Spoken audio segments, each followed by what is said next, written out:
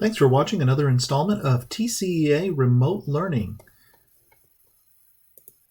My name is Miguel Gullin. I'm a Director of Professional Development at TCEA, and today we're going to be discussing test-enhanced learning. If you're not familiar with test-enhanced learning, this is something that I think will be a pretty cool strategy that you can use not only yourself as a teacher, which you probably already are, but you can also show it to your students. And I think this is as I'll share a little bit later, I think this is a strategy that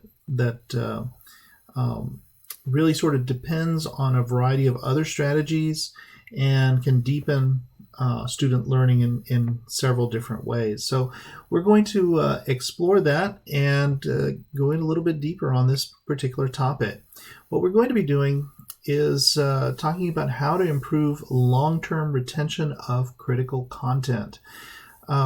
This is known as practice testing, retrieval practice, or retrieval learning, and test-enhanced learning. For now, we'll just call it test-enhanced learning or practice testing. We're going to focus on 3 questions, and those 3 questions are, the first one is, why does test-enhanced learning matter? And the reason I think it matters is that the research is clear. We have access to a lot of research on this subject, and rereading a text doesn't work as well as taking a test over it. That doesn't seem really obvious to me. I know that when I was studying for a test, one of the ways that I would do that, one of the ineffective ways I would do that, was I'd go back and I'd reread the text. And I soon realized that if I didn't do something with that content, it was pretty much in my eyes and gone. I don't know where it went, but it just disappeared. So after a while, I started doing something different. Well, that something different is known as retrieval practice. That means that you study text, you study some information, and then you take a low-stakes test about it. A lot of us as teachers probably did this already. We'd do a quick impromptu quiz. It doesn't have to count for a grade. Or if it does, it's not that big of a deal. Maybe it's a prize in the classroom. You get a reward, or just the satisfaction of doing well. But it's important to use retrieval practice, because when students take a low-stake test about that content, it pushes them to recall material from memory. And if it's done in combination with several other strategies, you're going to get a really powerful result, because students recall more information from practice testing than rereading. And the reason this is true is that we actually see a confluence of several different strategies that are working to help students remember.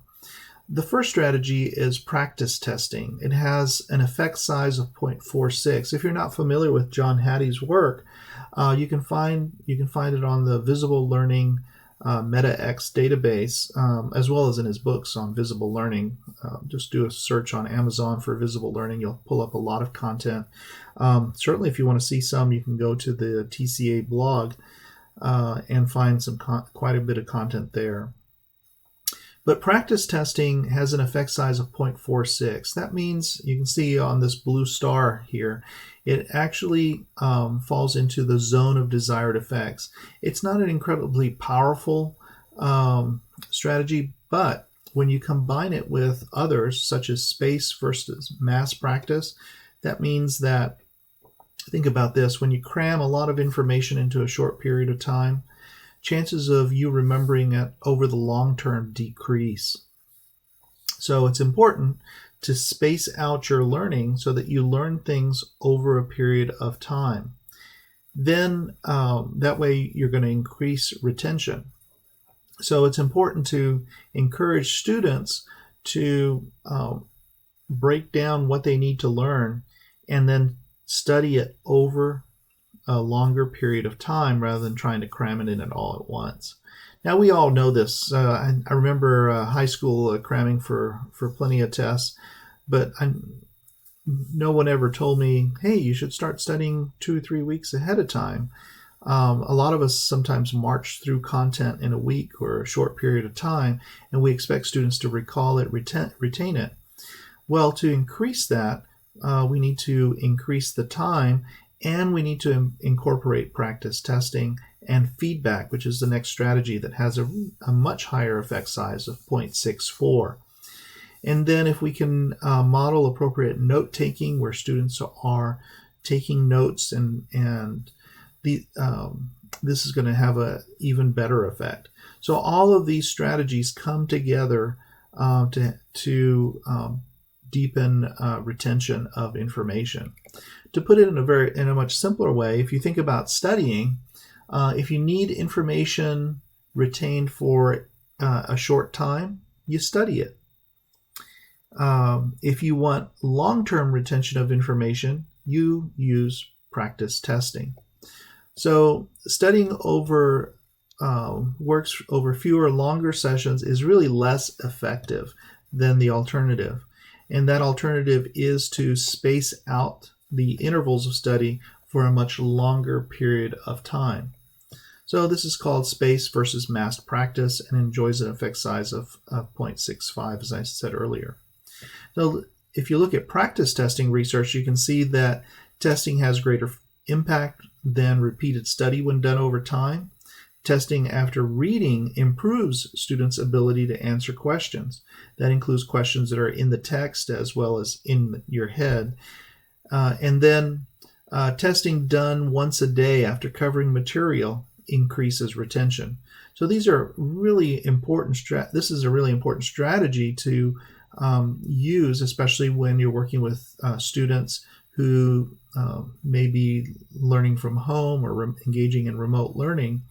You can have students take notes, perhaps develop their own questions, and then you can also test them as well. Notice that students that are tested often increase their retention, and that's what we want. We want that long-term retention for students over content. One of the cool aspects of the research is that it really doesn't matter what form the questions take.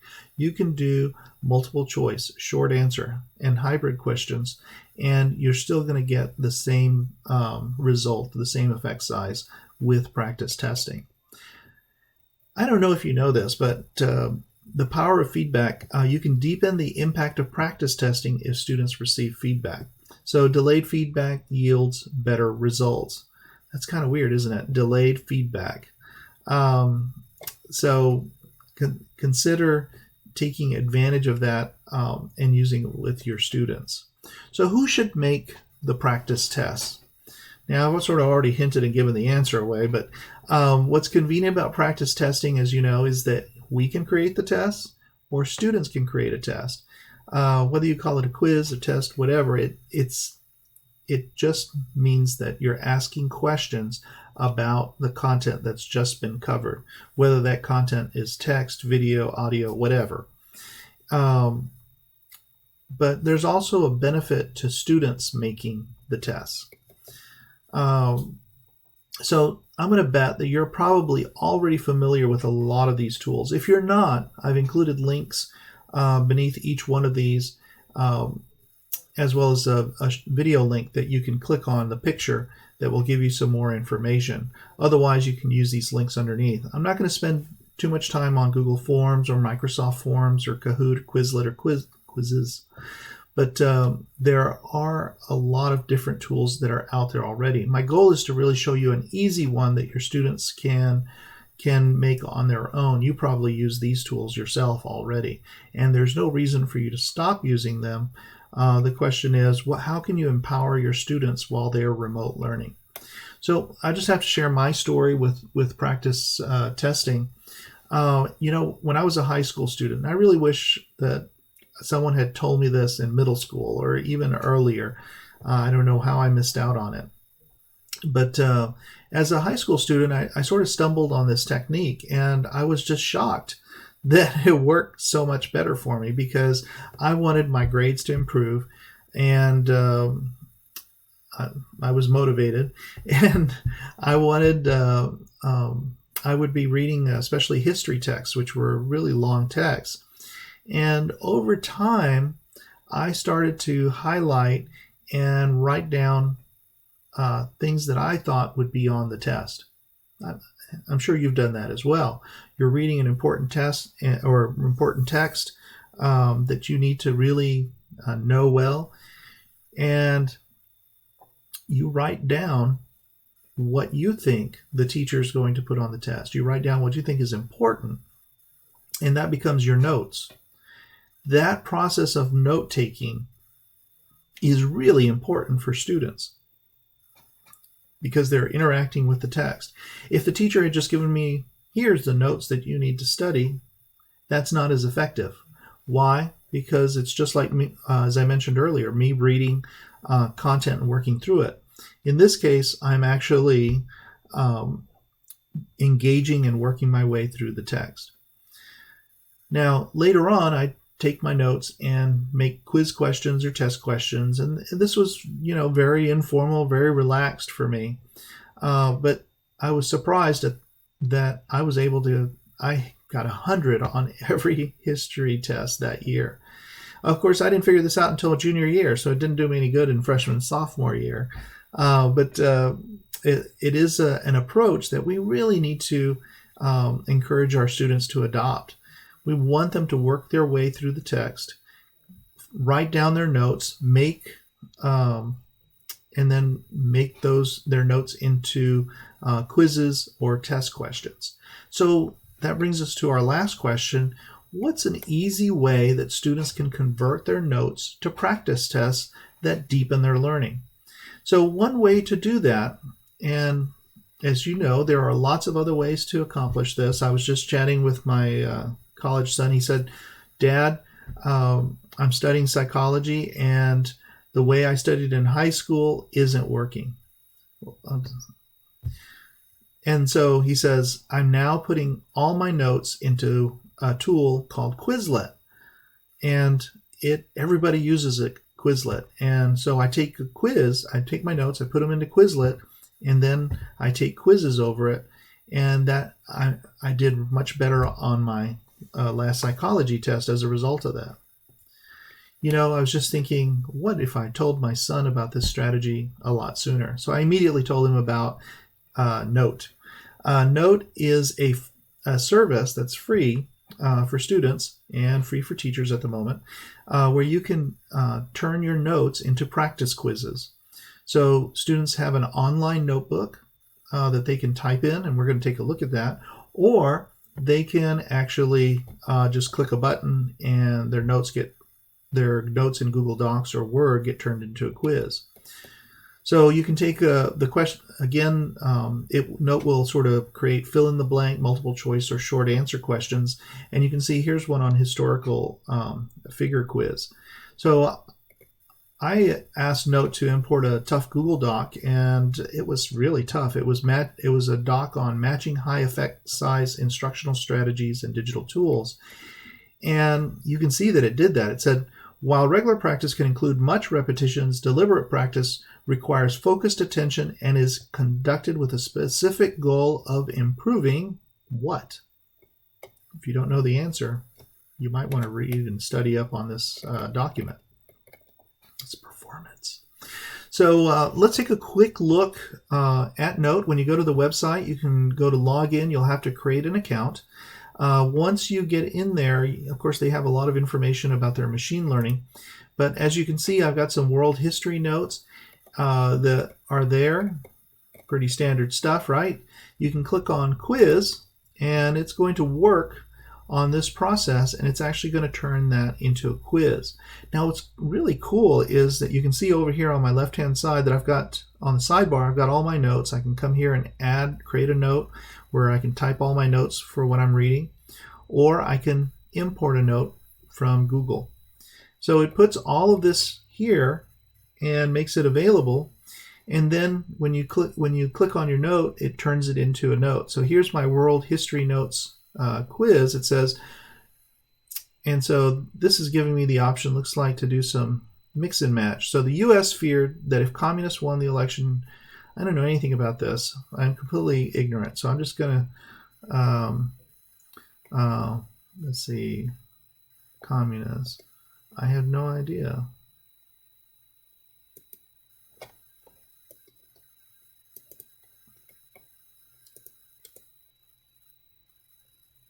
Oh, I think I'm supposed to drag stuff around like this. Okay, let's see what happens. Okay, this quiz is too hard for me. You'll notice that it gives you the answers right over. Again, the goal here isn't to create an assessment that you can take a grade on. It is to deepen long-term retention. How about the popular story of the lady or the tiger? It's kind of cool, right? So this is another story. So we hit quiz, and it's going to work its magic. It has an artificial intelligence that's doing this, and it will turn it into a quiz for you. So it says, when the subject was accused of a crime of sufficient importance to interest the king, public notice was given that on an appointed day, the fate of the accused person would be decided in the king's, I don't know, I'm just going to say arena. Okay, arena. That makes sense because it's going to be really bad.